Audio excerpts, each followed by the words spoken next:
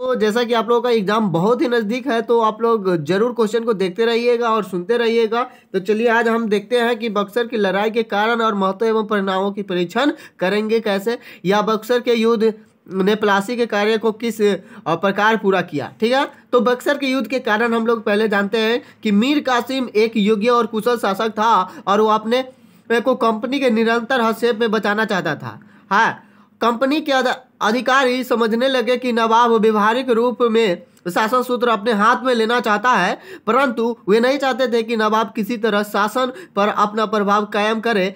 वे नवाब को नामात्र के शासक के रूप में देखना चाहते थे। शाही फरमान का दुरुपयोग। कंपनी का नवाब में संघर्ष का दूसरा प्रमुख कारण यह था कि कंपनी के कर्मचारी मुगल सम्राट से प्राप्त निःशुल्क व्यापार करने की शाही फरमान का दुरुपयोग कर रहे थे। इससे नवाब को आर्थिक क्षति पहुंच रही थी। इसकी चर्चा करते हुए मीर कासिम ने वैसी टाट को लिखा था कि देश की सरकार मेरे हाथों में नहीं है। इसका मुख्य कारण यह है कि कलकत्ता की कोठी से लेकर के कासिम बाजार, पटना और ढाका तक जितने भी अंग्रेज प्रमुख, उनके गुलमास्ते, अफसर और एजेंट हैं, सभी प्रत्येक जिले में ऐसा व्यवहार करते हैं मानो वो कलेक्टर, जमींदार और तालुकदार हो। हर जगह वे कंपनी का झंडा गाड़ते हैं और अफसरों को काम करने से रोकते हैं। मीर कासिम की कार्रवाई। इस स्थिति में सुधार लाने के लिए मीर कासिम ने कंपनी के साथ समझौता करने का प्रयत्न किया, परंतु कोई फल नहीं निकला। अतः उसने विदेशी व्यापारियों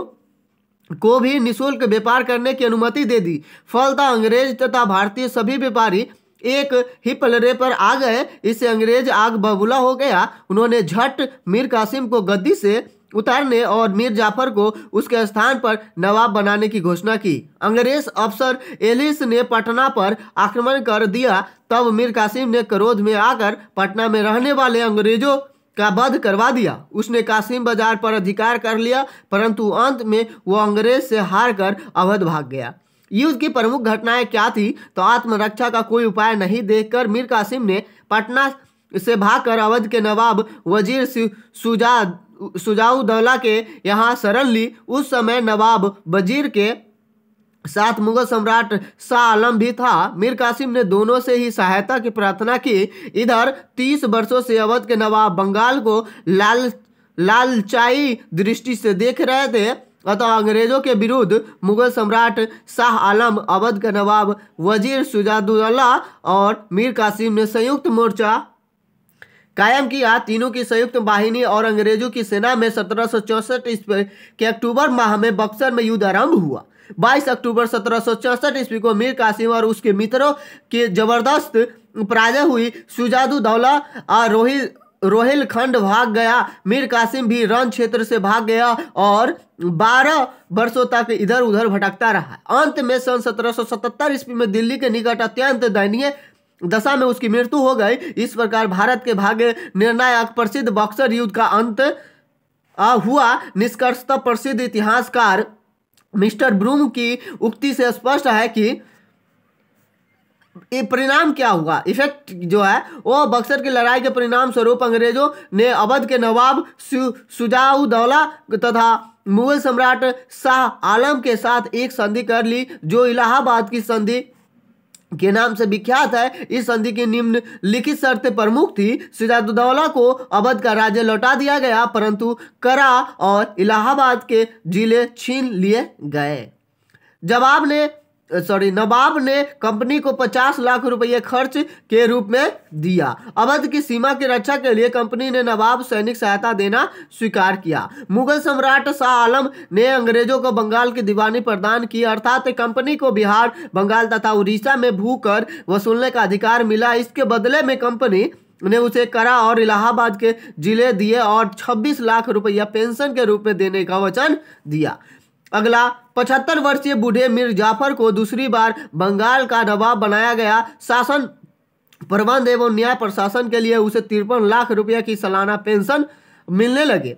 महत्व क्या था कि भारत में ब्रिटिश साम्राज्य की स्थापना की दृष्टि से बक्सर के युद्ध के विजय का विशिष्ट महत्व है। इस विजय के फलस्वरूप केवल मीर कासिम ही पराजित नहीं हुए, वरन अवध के नवाब वजीर तथा भारत के मुगल सम्राट शाह आलम भी पराजित हुए।